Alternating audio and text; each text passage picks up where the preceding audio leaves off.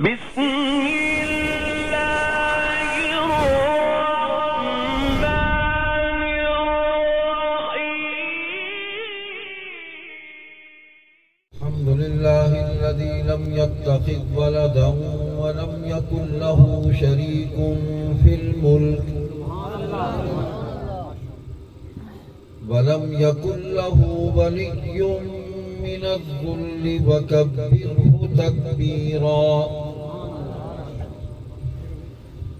سبحانه وتعالى عما يقولون علوا كبيرا وأشهد أن لا إله إلا الله وحده لا شريك له الذي أرسل محمدا نبيا ورسولا وشاهدا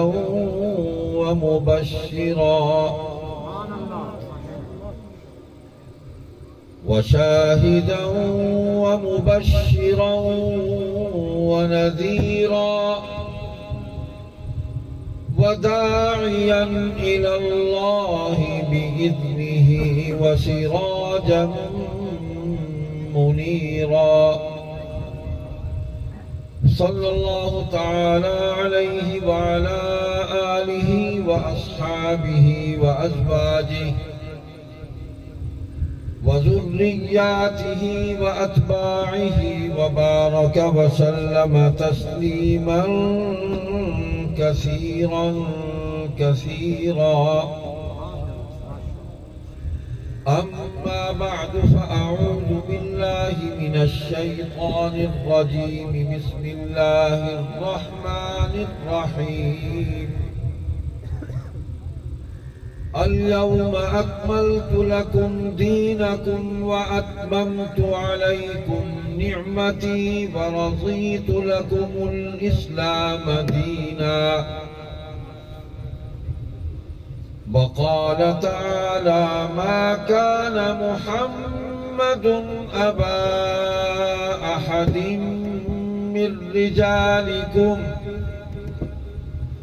أبا أحد من رجالكم ولكن رسول الله وخاتم النبيين وكان الله بكل شيء عليما قال النبي صلى الله عليه وسلم أنا آخر الأنبياء وأنتم آخر الأمم صدق الله مولانا العظيم وصدق رسوله النبي الصادق الوعد الأمين تمام حضرات اور اگر مائیں بہنیں سن رہی ہیں ایک مرتبہ درود پاک پڑھ لیں اللہم صلی علی محمد وعلی آل محمد كما صليت على إبراهيم وعلى آل إبراهيم إنك حميد مجيد اللهم بارك على محمد وعلى آل محمد كما باركت على إبراهيم وعلى آل إبراهيم إنك حميد مجيد ایک درود پاک حضور خاتم النبیین محمد کریم صلی اللہ علیہ وسلم نے تعلیم فرمایا کہ اگر اس کو کوئی میری اور میرے خاندان کی خاص نیت کر کے پڑھ لے تو اس کو ثواب میں پورا تول ملے گا اللہم صلی علی محمد النبی و ازواجہ امہات المؤمنین وذريته وأهل بيته كما صليت على إبراهيم إنك حميد مجيد گرامی قدر مولانا عمر معاویہ صاحب عزیز محترم عادل عثمانی صاحب ہمارے میزبان حاجی محمد گلشیر صاحب، میرے بزرگوں، بھائیوں، عزیزوں، اسٹیج پر موجود علماء کرام، طلباء عزیز، میری بہنوں، بیٹیوں،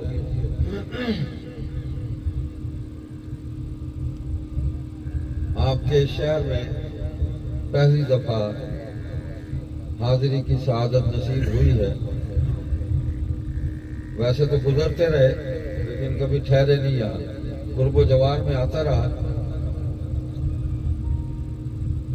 آپ حضرات کی محبت ہے کہ ایک مشن کی نسبت سے، دین کی خدمت کی نسبت سے، عقیدہ ختم نبوت کے اظہار و بیان کی نسبت سے آپ نے مجھے یاد کر لیا، یہ میری سعادت ہے۔ اور انشاءاللہ ہمارا یہاں مل بیٹھنا اللہ کی بارگاہ میں قبول ہے انشاءاللہ، اس کا ہمیں ثواب ملے گا انشاءاللہ۔ ہم کسی اچھے کام کے لیے جمع ہوئے ہیں۔ اس پورے علاقہ میں، جہلم میں، تحصیلوں میں ہمارے خاندان کے عظیم بزرگ حضرت امیر شریعت مولانا سید عطاء المحسن عطاء اللہ شاہ بخاری رحمۃ اللہ علیہ وہ آتے رہے، مجھے بتا رہے تھے، ابھی آپ بتا رہے تھے مرکزی جامع مسجد میں تشریف لائے تو وہ پھر خود فرمایا کرتے تھے کہ کون سی جگہ ہے جہاں میں نہیں گیا۔ تو میں نے ان کا پنجابی کا جملہ بھی سنایا۔ کسی بزرگ نے ان کو کہا کہ شاہ جی ہم چھوٹے تھے، اب فلاں جگہ آئے، ہم نے آپ کی تقریر سنی، تو انہوں نے جواب میں فرمایا کہ وہ کیڑی گلی جتھے بھاگو نہیں کھڑی۔ تو وہ بڑا مشکل دور تھا، سواریاں نہیں تھیں، آج ہم کار پر بیٹھ کر آ جاتے ہیں، بڑی آرام دہ بسیں ہیں، اس میں ہم سفر کر رہے ہیں۔ تو میں علاقوں میں گھومتا رہتا ہوں، مجھے کہیں نہ کہیں کوئی پرانا، کوئی بزرگ، کوئی دانا مل جاتا ہے جو بتاتا ہے کہ میں نے آپ کے نانوں کو سنا، وہ یہاں آئے تھے۔ میں ایک بستی میں گیا تو پرانی بات ہے، کوئی 25-30 سال پرانی بات ہے، تو وہ میزبان میرا انتظار کر کے چلے گئے، تو مجھے نہر کے کنارے سایہ بھی نہیں تھا، مجھے تقریباً 2 میل جون کی لو چل رہی تھی، اس پر مجھے چلنا پڑا۔ میرا سارا پسینہ نکل گیا، سارا جوش جذبہ جو ہے نا، وہ طبیعت بالکل 90 درجے پر آ گئی۔ آگے ایک ٹریکٹر والا ملا، اس کو ہاتھ دیا کہ بھائی اس بستی تک پہنچا دے۔ اس نے کہا بیٹھ جاؤ۔ اس کے مڈ گارڈ پر بیٹھے تو وہ نیچے سے بھی اتنی گرم تھی کہ اس نے جلا کر رکھ دیا۔ مڈ گارڈ گرم تھا، لوہے کا تھا۔ آگے جلسے میں پہنچے تو لوگ جو ہے وہ کیکر کی چھاؤں کے نیچے بیٹھے ہوئے تھے، ایسے تازہ ہل چلے ہوئے تھے، زمین بھی ناہموار تھی، اور اسی پر انہوں نے میز کرسی رکھ، انہوں نے کہا بیٹھو، یہ تقریر شروع کرو۔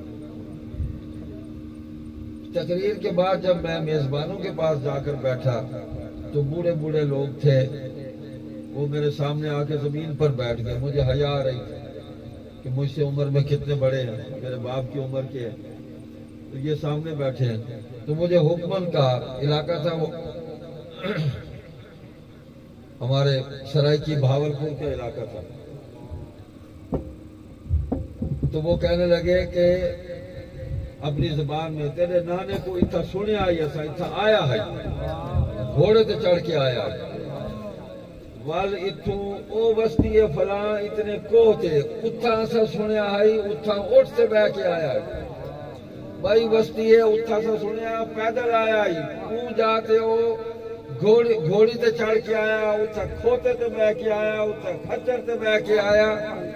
تو مجھے تو سارا اسلام سمجھ میں آ گیا کہ ایک سفر کے اندر ہی میری طبیعت صاف ہو گئی کہ وہ کیا لوگ تھے۔ آپ کے اسی جہلم سے ہوتے ہوئے وہ کشمیر میں داخل ہوئے، دریائے توی شاہ جی نے تیر کر عبور کیا۔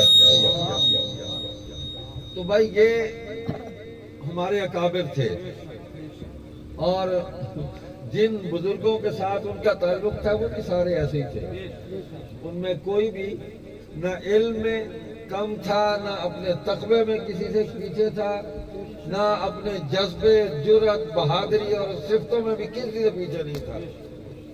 ان کے ساتھ کوئی بزدل آدمی نہیں تھا.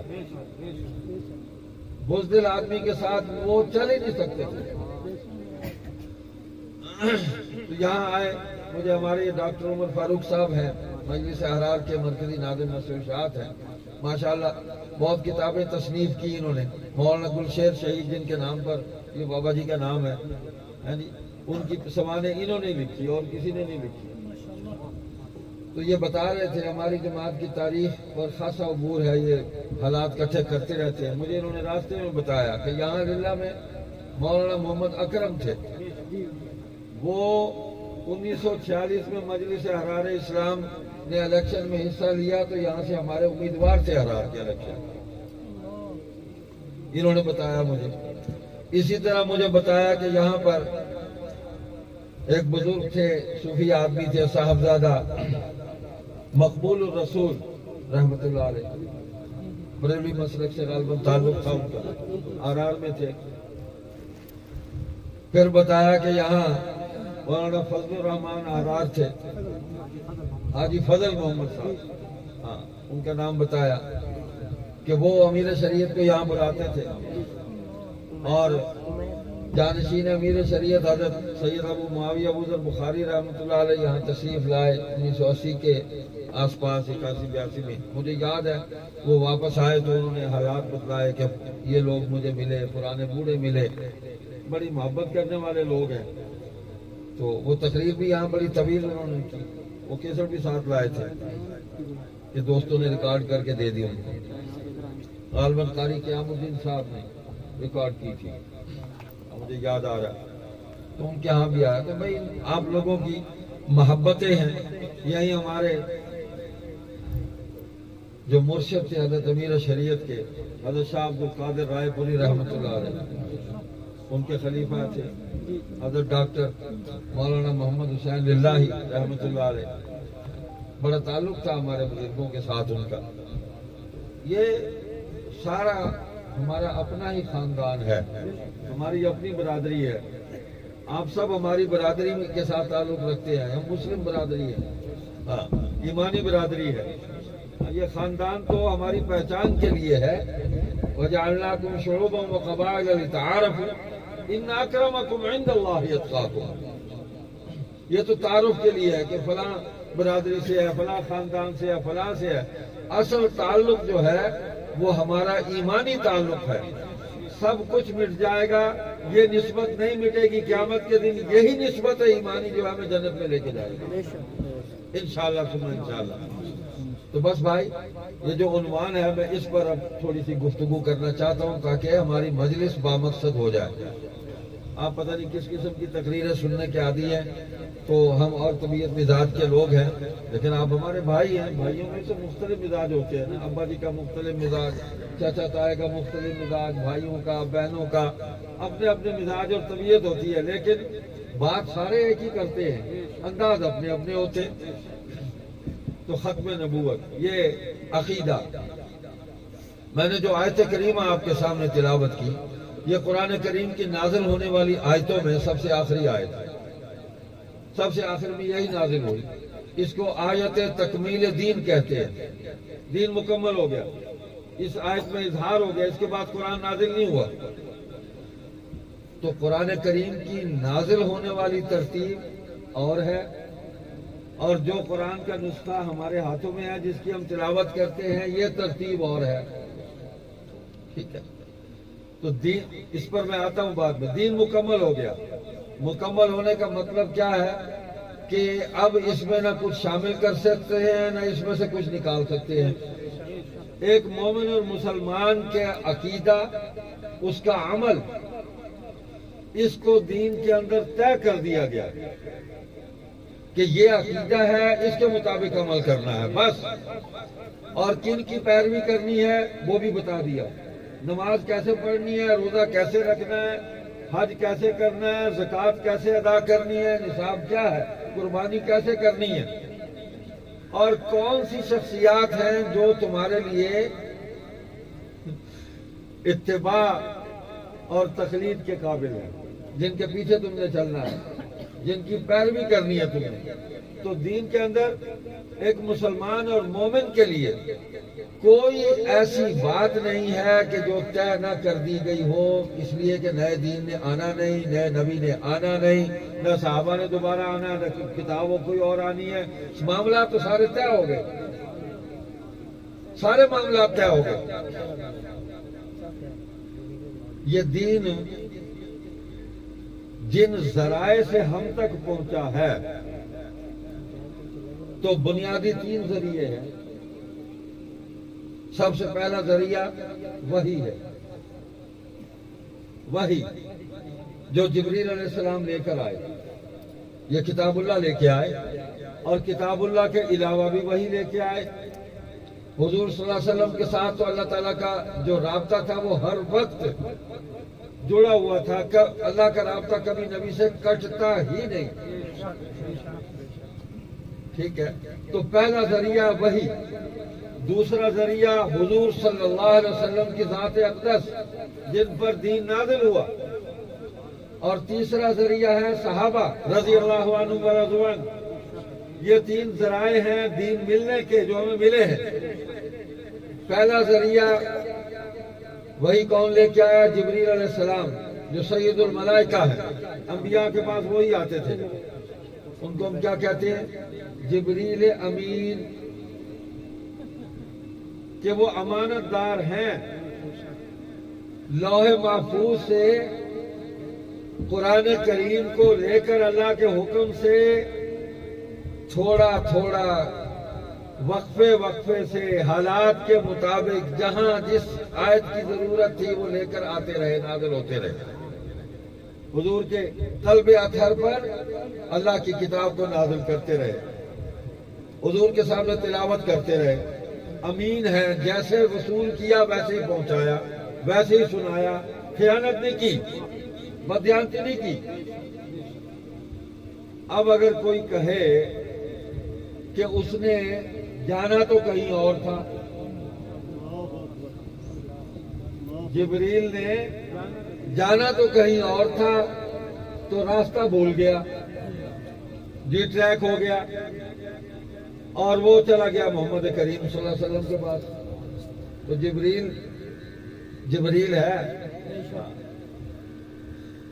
جس کو اللہ نے بھیجا ہے، جس کو نہ میں دیکھ سکتا ہوں نہ میرے قبضے میں ہے۔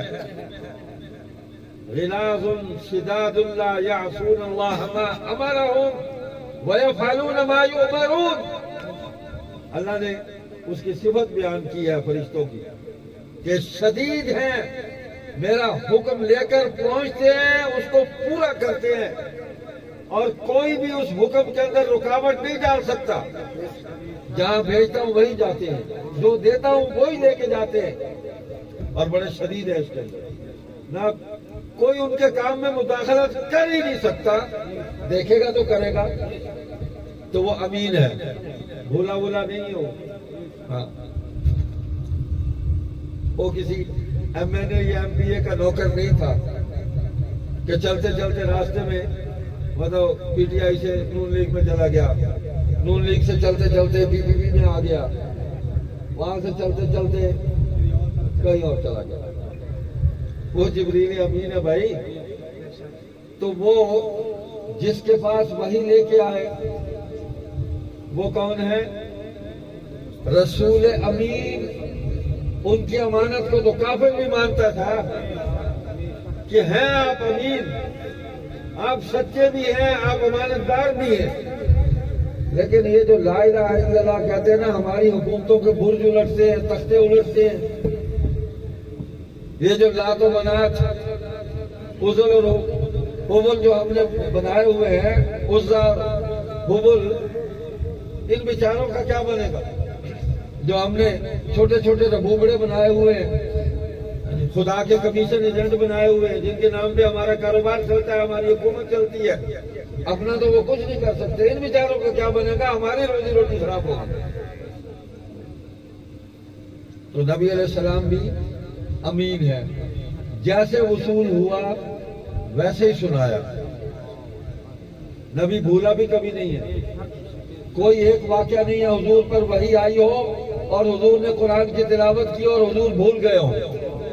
ہم تو بھول سکتے ہیں، نبی نہیں بھولا۔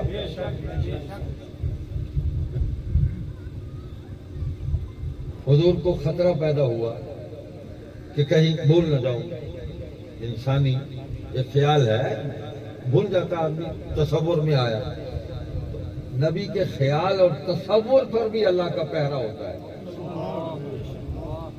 تو اللہ تعالیٰ نے فوراً متوجہ فرمایا، اعوذ باللہ من الشیطان الرجیم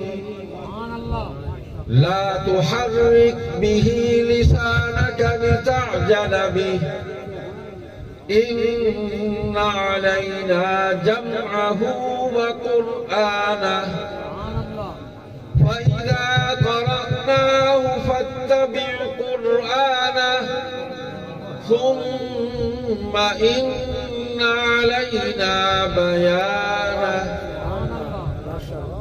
تو میرے محبوب ہر زبان کو زیادہ حرکت نہ دے، تو ہمارا ذمہ ہے.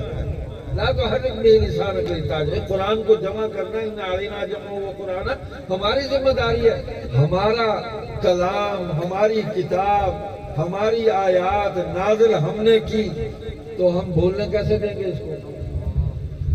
بس آپ فَإِذَا قَرَأْنَاهُ فَاتَّبِعْ قُرْآنَهُ، جیسے آپ کو سنایا جا رہا ہے بس سنیں اور اسی کو پڑھیں. آپ بھولیں گے نہیں بھولیں گے. حضور کبھی نہیں بھولے. صحابہ تو بھول سکتے ہیں، بھولے، اور حضور علیہ السلام نے ان کی اصلاح کی، لیکن نبی کبھی نہیں بھولا. قرآن نہیں بھول سکتا نبی. جبریل علیہ السلام سال میں رمضان میں تشریف لاتے تھے حضور صلی اللہ علیہ وسلم کے پاس، اور جس طریقے سے قرآن کو یاد کرتے اور کراتے تھے وہی طریقہ آج رائج ہے. وہ سناتے تھے پھر حضور سے سنتے تھے، غور کرتے تھے. آج دیکھ لیں ہمارے جتنے بھی حافظ استاد ہمارے قاری صاحبان ہیں اسی طرح منزل یاد کرواتے ہیں، اس کا سپارہ سنو پھر وہی سپارہ اس کو سناؤ. دین میں تو سارے معاملات طے ہو گئے. تو نبی بھی امین ہے، رسول امین ہے، کوئی گڑبڑ نہیں ہوئی. ان اتبع الا ما یوحی الی، تو جو وہی آتی ہے اسے کی اتباع کرتا ہوں. میں اپنی طرف سے کوئی بات کہتا ہی نہیں. اللہ بھی فرما رہے ہیں وما ينطق عن الهوى ان هو الا وحی یوحی. اب صرف ایک معاملہ نبی نے طے نہیں کیا، زندگی کے سارے معاملات، دین کے سارے احکام، قیامت تک جو کچھ ہمیں پیش آنا ہے سب کچھ حضور اللہ کے حکم سے طے کر کے امت کو بتا کے گئے. کوئی ضرورت نہیں ہے اب کسی کی جو آگے نئے آدمی ہمیں کچھ بتائے گا. یہ دین بالکل اسی طرح تر و تازہ ہے جس طرح حضور صلی اللہ علیہ وسلم پر نازل ہوا. اس میں کوئی بدبو پیدا نہیں ہوئی. یہ ہر زمانے میں زندہ رہے گا، تر و تازہ رہے گا. ان الدین عند اللہ الاسلام. اب یہ دین پیش کس کو کیا؟ سب سے پہلے کس نے حضور علیہ السلام سے کتاب اللہ کی آیات کو سنا، سمجھا، سیکھا، اس پر عمل کیا، حضور نے تصدیق کی، وہ کون ہے؟ میں ہوں؟ حضرت صاحب ہیں؟ کوئی حضرت صاحب نہیں ہے. ان سے بڑا کوئی حضرت نہیں ہے. وہ سب سے بڑے حضرات ہیں صحابہ کرام رضی اللہ عنہ. اور ساری دنیا کے جتنے بڑی 1445 سال میں جو آج تک پیدا ہوئے ہیں نا صحابہ کے علاوہ، وہ اس دنیا سے جانے والے آخری صحابی ابو طفیل عامر رضی اللہ تعالیٰ عنہ، اس کی جوتی کو لگی ہوئی جو مٹی ہے اس مٹی کے کروڑ میں ذرے کے بھی برابر نہیں. کمال ہے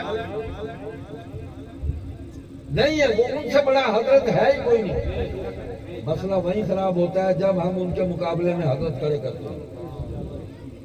صحابہ کے مقابلے میں کسی حضرت کو کھڑا نہ کریں، سب کو بٹھا دیں. جو بیٹھے ہوئے ہیں لٹا دیں ان کو، جو کھڑے ہوئے ہیں بٹھا دیں، جو بیٹھے ہوئے ہیں لٹا دیں ان کو. خبردار یہی حضرات ہیں. تو صحابہ کیا ہے؟ وہ بھی امین ہے، بے شک امین ہے. اللہ تو فرماتے ہیں کہ اِنَّا نَحْنُ نَزَّلْنَا الذِّكْرَ وَإِنَّا لَهُ لَحَافِظُونَ. بے شک یہ ذکر، یہ کتاب اللہ ہم نے نازل کیا، ہم اس کی حفاظت کریں گے. تو اگر یہ کہیں اور جانی تھی حضور کے پاس گئی تو حفاظت نہ رہی، قرآن غلط ہو گیا، نعوذ باللہ، اللہ کا دعویٰ ہی غلط ہو گیا، نعوذ باللہ۔ اور جن کے پاس پہنچا انہوں نے آگے جن کو سنایا، اگر انہوں نے ترتیب قائم نہیں کی تو اللہ نے حفاظت کیسے کی؟ پھر حفاظت تو پھر خراب ہو گئی۔ تو میں نے کہا اللہ کی توفیق سے عرض کیا کہ ایک ترتیب نازل ہونے کی ہے، جیسے جیسے حالات آتے گئے آیتیں نازل ہوتی گئیں، مکہ میں بھی، مدینہ میں بھی، بدر کے موقع میں بھی آیتیں نازل ہوئیں، احد کی بھی آیتیں نازل ہوئیں، خیبر پر بھی آیتیں نازل ہوئیں، آیتیں تو نازل ہوتی رہی۔ وہ صحابہ تھوڑے سے پیچھے رہ گئے، کمزور تھے، اپنے آپ کو باندھ لیا انہوں نے ستونوں کے ساتھ کہ جب تک اللہ معافی نہیں دیں گے اللہ کے نبی صلی اللہ علیہ وسلم نہیں ہمیں کھولیں گے، ہم کھڑے ہیں، بھوکے۔ آیتیں نازل ہو گئی، چھوڑ دیں ان کو۔ حضور نے فرمایا کھول لو اپنے آپ کو، انہوں نے کہا نہیں ہم نے جرم کیا تھا، ہم نے اپنے آپ کو، حضور اپنے ہاتھوں سے ہمیں کھولیں گے تو یقین آئے گا ہماری معافی ہوگی۔ کمال ہے، آیتیں نازل ہوتی تھی۔ ایک واقعہ ہے صحابہ کی، وہی فاروق اعظم رضی اللہ تعالیٰ عنہ نے دعا کی، یا اللہ جی چاہتا ہے یہاں 2 نفل پڑھ لیں، آیت نازل ہوگی وَاتَّخِذُوا مِن مَّقَامِ إِبْرَاهِيمَ مُصَلًّى، دعا کی یا اللہ یہ کائنات کی سب سے زیادہ قابل احترام ہماری مائیں ہیں، امہات المومنین ہیں، بس ان کو گھروں میں بند کر دے، یہ ان کے گھروں کے سامنے پردے لٹک جائیں، یہ چادریں لے لیں، یہ حجاب اور پردے کے اندر آ جائے، کافروں مشرکوں اور لعینوں کی ناپاک نگاہیں ان پر نہ پڑے۔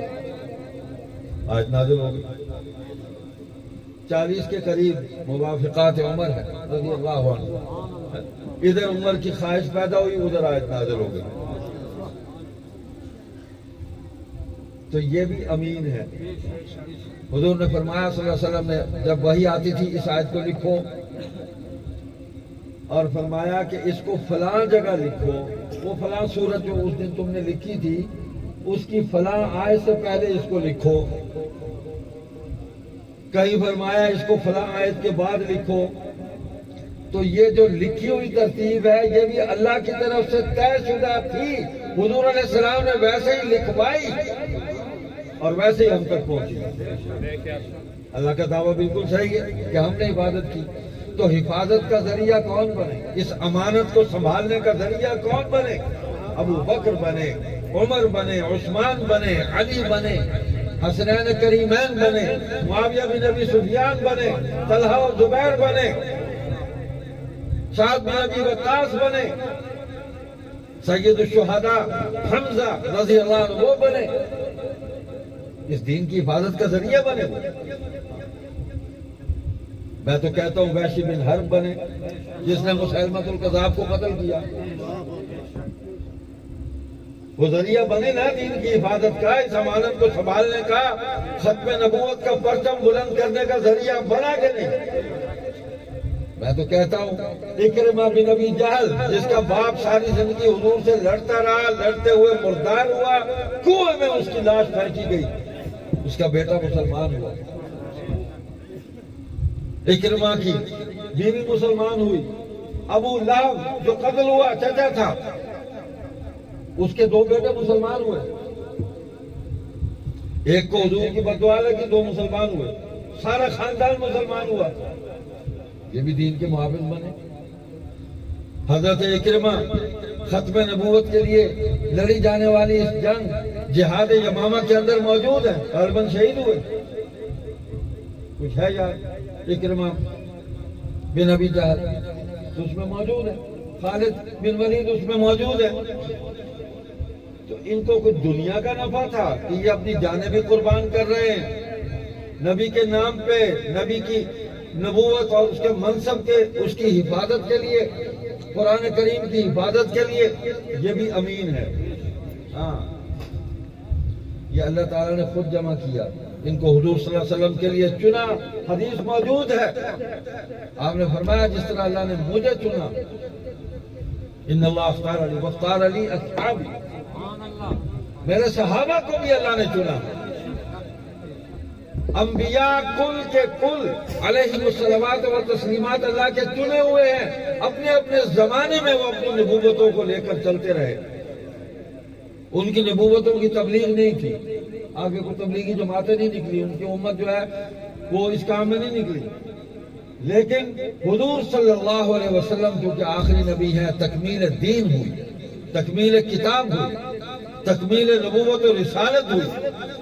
تو یہ ساری ذمہ داریاں امت کو منتقل ہوئی. پوری امت کو پہلے دین سیکھو، پھر اس کو پھیلاؤ آگے. سنو اور اس کو پھیلاؤ آگے. ذمہ داری سونپی ہے، بلغوا عنی ولو آیا. جو مجھ سے سنا ایک آیت بھی سنی آگے پہنچاؤ.